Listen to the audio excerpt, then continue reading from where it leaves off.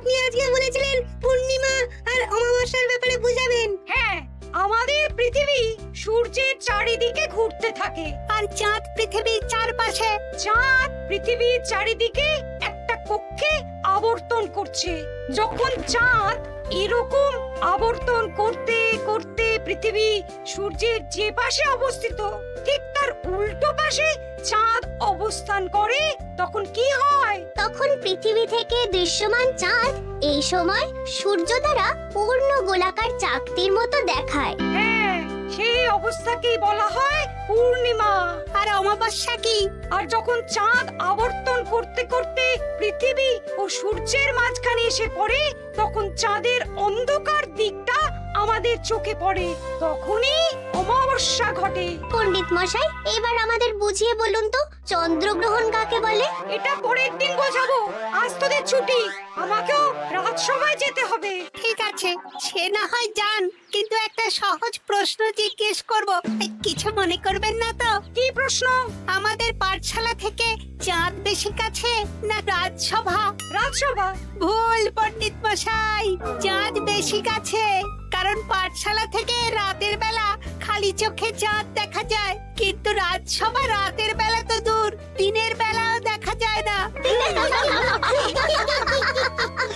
এই তবে রে, কালকে আয়, মজা দেখাবো, উল্টো পাল্টা যুক্তি দেওয়া।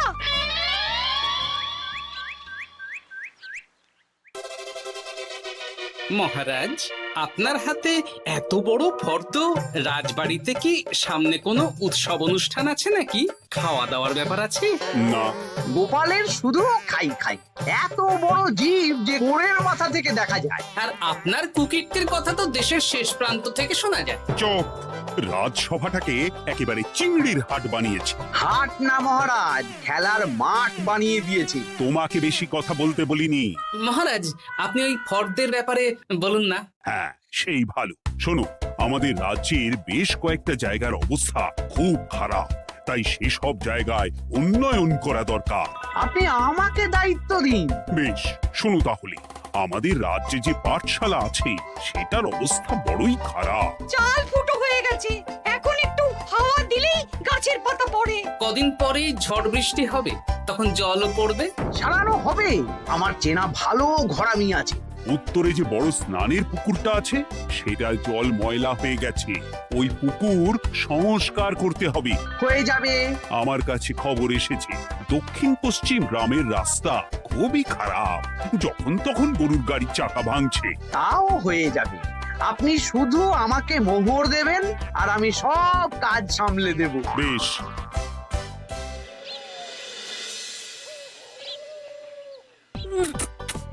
দাদু, আমটা তো দারুণ খেতে গো। আমাদের গাছের আম। সত্যি দাদু, আমরা মানুষ হয়ে পৃথিবীতে জন্ম নিয়েছি বলেই এত ভালো ভালো খাবার খেতে পারছি। চাঁদে জন্মলে যে কি হতো? চাঁদে কেউ জন্মায় না। কেন? ওই যে চরকা বুড়ি। চাঁদে অনেক পাহাড় পর্বত খানাখন্দ আছে, সেগুলোই এখান থেকে আমরা দেখে কল্পনা করে নিয়েছি চাঁদের বুড়ি। জানো দাদু, আজকে পণ্ডিত মশাই আমাদের চাঁদের ব্যাপারে বলছিলেন। কত কিছু জানলাম। অমাবস্যা, পূর্ণিমা। আচ্ছা দাদু, চন্দ্রগ্রহণ কি? চন্দ্রগ্রহণ? শোন, যখন পৃথিবী চাঁদ এবং সূর্যের মাঝে এসে পড়ে, যার ফলে পৃথিবীর ছায়া চাঁদের উপর পড়ে এবং চাঁদকে কিছু সময়ের জন্য দেখা যায় না বা আবছা দেখায়, এই ব্যাপারটাকেই চন্দ্রগ্রহণ বলে। আচ্ছা আচ্ছা, বুঝেছি। আমাদের তো মনে হয় আগামীকাল পাঠশালা সারানোর কাজ হবে। দেখি, আমাকে একটু চোখ কান খোলা রাখতে হবে।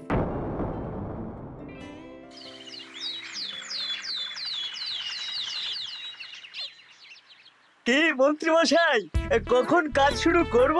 আরে দাঁড়াও, এই চলে এলো বলে। আমাকে তো যা করার আজকের মধ্যেই করে দিতে হবে। মহারাজের হুকুম, পাঠশালা একদিনের বেশি বন্ধ রাখা যাবে না। আরে না না, পাঠশালা কালকেই খুলে যাবে, শিশুরাই তো আমাদের ভবিষ্যৎ।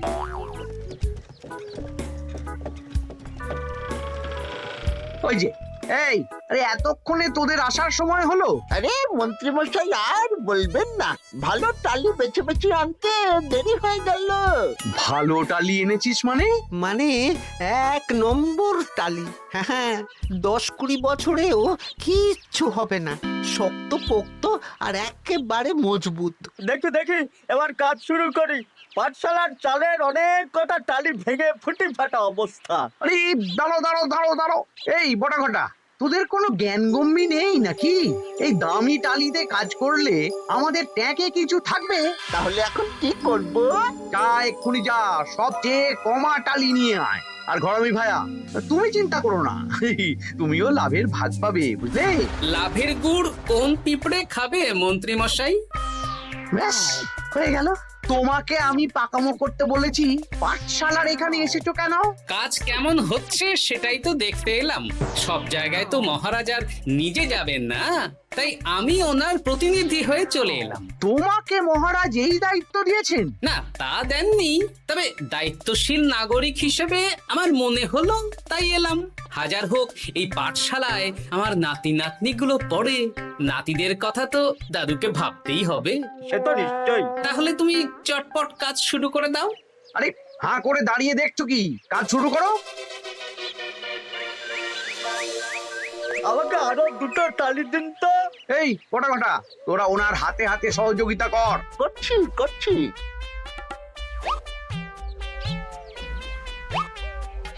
ঠিক আছে, আমি তাহলে চলি।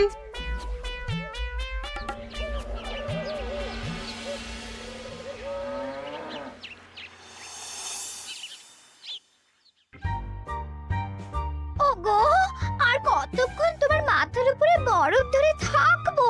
যতক্ষণ না আমার মাথাটা ঠান্ডা হয়। আমার হাতে এবার ব্যথা করছে তো, এতক্ষণ ধরে বরফ ধরে আছে। তাহলে কি আর করবে? ছেড়ে দাও, দেখি একটা জব্বর পরিকল্পনা করতে হবে। কি পরিকল্পনা গো? এই যে গোপাল যাতে আমার সব কাজে নজরদারি না করতে পারে, সেটারই ব্যবস্থা করতে হবে। আচ্ছা তাই করো।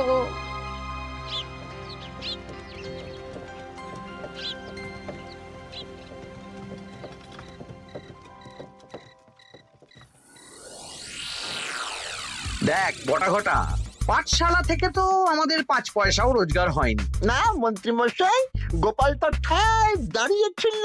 কারচুপি করার একবারে রাস্তাই নেই।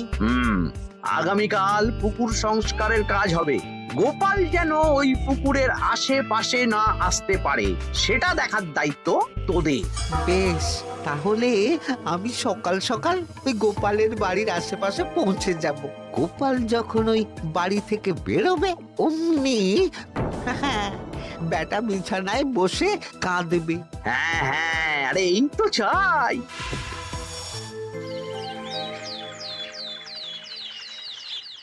ওটা সংস্কারের দায়িত্ব তো মন্ত্রী মশাইকে দিয়েছেন মহারাজ। তুমি আগ বাড়িয়ে যাচ্ছ কেন? আমি না গেলেই আবার 2 নম্বরে শুরু করে দেবে। মহারাজ তো আর পাড়া ঘুরে দেখতে যাবেন না কোথায় কি হচ্ছে না হচ্ছে। তাও ঠিক, যাও তাহলে। এত গরম, এত রোদ, এই তুমি বরং ছাতাটা নিয়ে যাও। হ্যাঁ, দাও দেখি ছাত্রা দাও।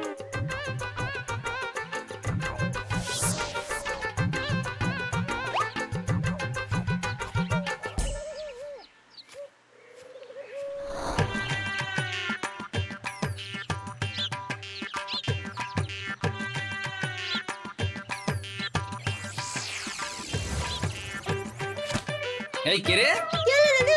কে যেন আমার ছাতার উপরে একটা ঢিল মারলো? আকাশ থেকে শিলাবৃষ্টি শুনেছি। ওই দেখ গাছের উপরে।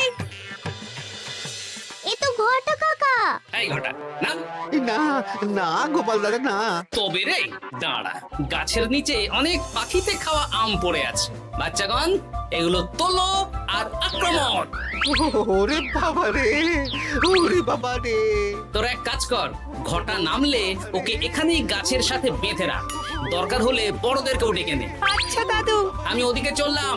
আর হ্যাঁ, এই ঘটাকে যদি কেউ বাঁচাতে আসে তাহলে তাকেও। বাবা রে, ওরে বাবা রে।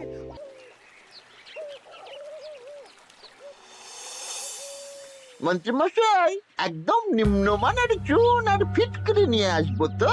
হ্যাঁ, একটু পরেই দোকান খুলবে।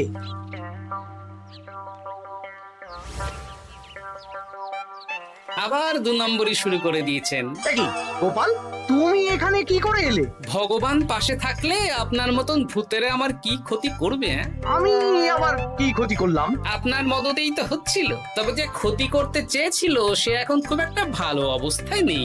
কি হয়েছে ঘটাৎ? দেখেই আয়, আমি বরং দোকান থেকে ভালো মানের ওই চুন আর ফটকিরি নিয়ে আসি, কেমন? ওরে বটা, যা যা দেখে আয়। আমাকে ছেড়ে দিন না, আমি তো কিছু করিনি, শুধু একটা ঢিল ছুঁড়েছি, তাতে তো গোপালের কিছু হয়নি। যদি গোপাল দাদার বড় কোনো ক্ষতি হতো তাহলে কি হতো? এটা কি হচ্ছে? তোমরা ঘটাকে বেঁধে রেখেছো কেন? এই ধরো ধরো ধরো, গোপাল দাদু বলেছে ঘটা কাকাকে যে ছাড়াতে আসবে তাকে বেঁধে রাখতে। আমাকে ছেড়ে দাও। আমি তো কিছু করিনি, আমাকে ছাড়ো, আমাকে ছেড়ে দাও। চুপ, তোরা সবাই এই কর্মকাণ্ডে জড়িয়ে আছিস, কোনো ছাড় পাবি না।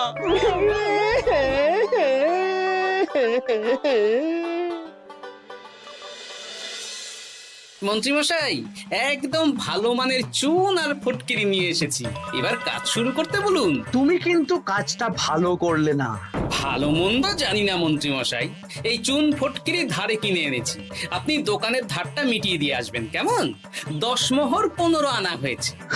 বটা ঘটা কোথায়? ওকে গ্রামের লোকেরা বেঁধে রেখেছে, আপনি যান, আপনাকেও বেঁধে রাখবে। ঠিক আছে, তোমাকে আমি দেখে নেব। এই, তোমরা সবাই তো চলে এসেছো, এবার কাজ শুরু করো। কাজে যেন কোনো ফাঁকিবাজি না দেখতে পাই। হ্যাঁ,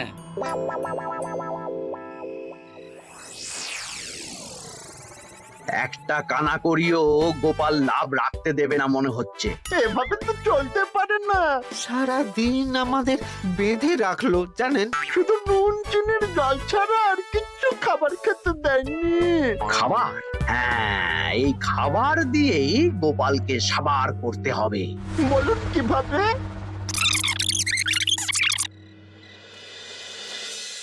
শুরু করুন।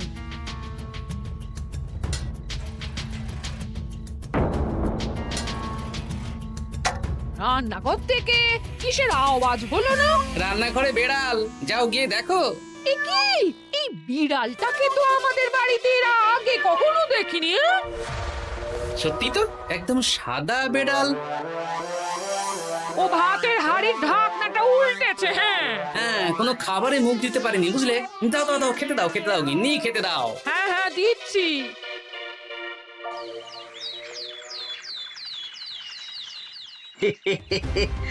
আজ আর কোনো বাধা নেই। গোপালকে যা ওষুধ দিয়েছি, বেটা এখন 2 দিন ঘরে বাইরে করবে। আর সেই ফাঁকে দক্ষিণ পশ্চিম গ্রামের রাস্তাটায় কমা জিনিস দিয়ে কাজ করানো হয়ে যাবে। ঠিক বলেছিস, আমার কাজে বাধা দেওয়া।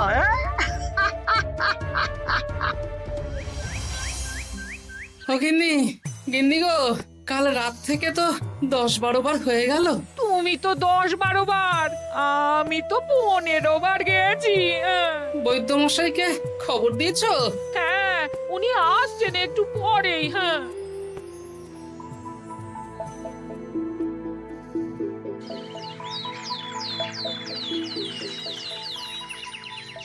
কি গোপাল, তোমার শরীর এখন কেমন আছে? এখন ভালো আছি মহারাজ। গোপালের খাবার খেয়ে কিছু হয়েছিল। যত সব উল্টো পাল্টা খাবার খেলে হবে না। বাজে কথা বলবেন না, আমি বাড়ির খাবারই খাই। যাই হোক, সেসব বাদ দাও। মন্ত্রী, তোমাকে যা দায়িত্ব দিয়েছিলাম সব হয়ে গেছে তো? হ্যাঁ মহারাজ, পাঠশালা, পুকুর, দক্ষিণ পশ্চিমের রাস্তা সব কাজ হয়ে গেছে। রাস্তার কাজ করে গুছিয়ে লাভ করেছি। তা কাজ কেমন হয়েছে? রাস্তার ব্যাপার জানি না, তবে পুকুর আর পাঠশালার কাজের সময় আমি পাশে ছিলাম। গোপাল, তুমি নিজে থেকে এত দায়িত্ব নিয়ে কাজ করেছো জেনে আমি খুব খুশি হয়েছি। এবার তোমাকে আমি একটা কাজ কাজ দেব। কি কাজ? আগামী মাসে রানীর জন্মদিন, তাই তোমার দায়িত্ব খাম্বাজ রাজ, বর্ধমান রাজ, নবাব বাহাদুর সবাইকে নিমন্ত্রণ করে আসা। বেশ, আপনি আমার হাতে পত্র দিয়ে দেবেন, আমি আগামীকালই তল্পি তল্পা নিয়ে নিমন্ত্রণ করতে চলে যাব। আচ্ছা আচ্ছা আচ্ছা।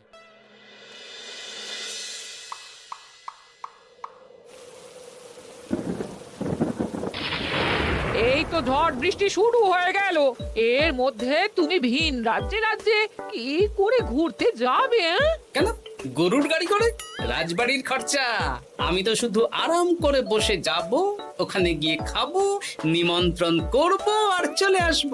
বৃষ্টি বাদলার দিন, সাবধানে যেও। হ্যাঁ হ্যাঁ, এ তো কাল বৈশাখী ঝড়, আশা করি কাল সকালে বৃষ্টি হবে না। সকাল সকালে রওনা দেবো, বুঝলে?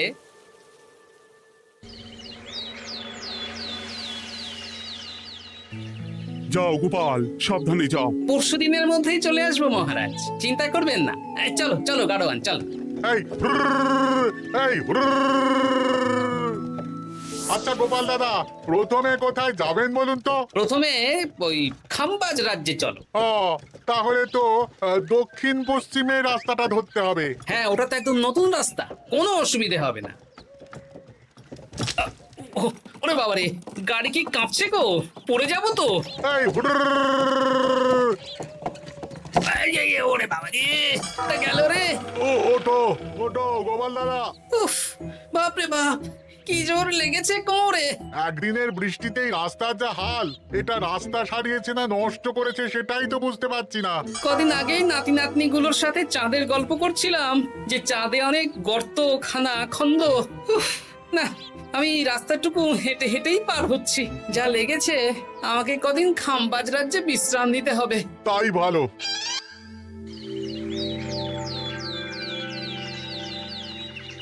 এ কি, দুদিন হয়ে গেল গোপাল এখনো এলো না।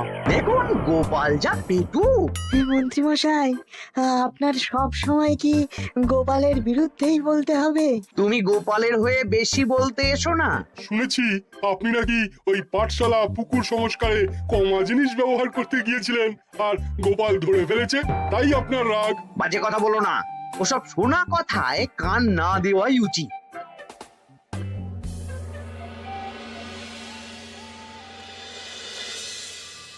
ও দিদা, দাদুর তো আজকেই আসার কথা। আরে এখনো তো এলো না রে, আমার না খুব চিন্তা হচ্ছে। আরেকটা দিন অপেক্ষা করো, যদি দাদু না আসে তাহলে রাজবাড়িতে জানাতে হবে।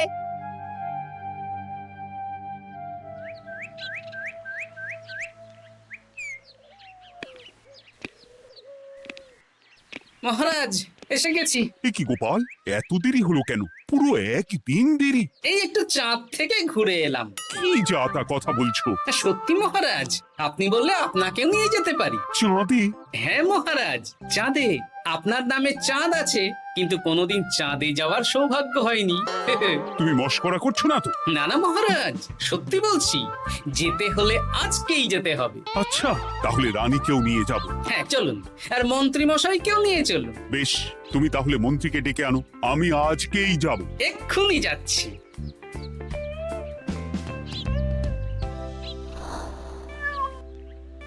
আরে আরে, এটা তো সেই বেড়াল। তাহলে সেদিন রাতে এই বেড়ালকে মন্ত্রী মশাই রান্নাঘরে, তার মানে আমার আর গিন্নির পেট খারাপ, মন্ত্রী মশাইয়ের কীর্তি।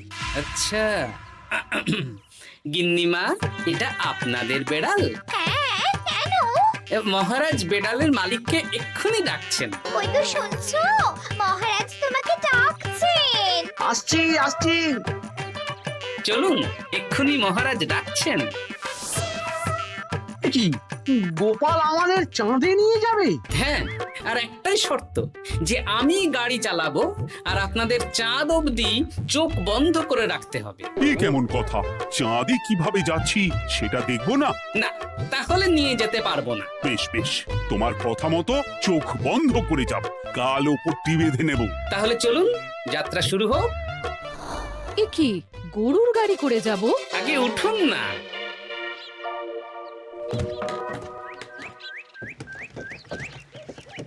আর কতক্ষণ স্থলপথে? এই তো আর একটুখানি, তারপরেই চাঁদে। এই হুর হুর হুর হুর, হট, হট, হট, হট।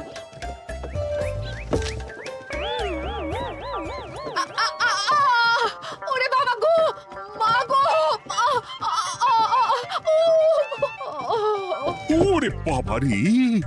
ওরে বাবারি, কি লেগেছে রে? ওরে বাবারি! এই দেখুন মহারাজ, রানীমা, চাঁদ। উফ, ফাজলামো করছো? এই ভাঙাচোরা রাস্তায় নিয়ে এসে বলছো চাঁদ? হ্যাঁ মহারাজ, চাঁদেও তো অনেক খানা খন্দ, ভাঙা চোরা চারিদিক। দেখুন, তোমাকে না আমি মেরে ফেলবো এই মস্করা করার জন্য। মারতে হলে মন্ত্রীকে মারুন মহারাজ, কারণ উনি এই রাস্তা কদিন আগে দায়িত্ব নিয়ে সারিয়েছেন। এটা দক্ষিণ পশ্চিমের রাস্তা, একদিনের বৃষ্টিতে এই হাল হয়ে গেছে। মন্ত্রী, তোমাকে আমি ছাড়বো না। মন্ত্রী মশাইয়ের এই কাজটা আমি নিজে দাঁড়িয়ে দেখতে পারিনি, তাই পুরো গোজামিল দিয়েছে।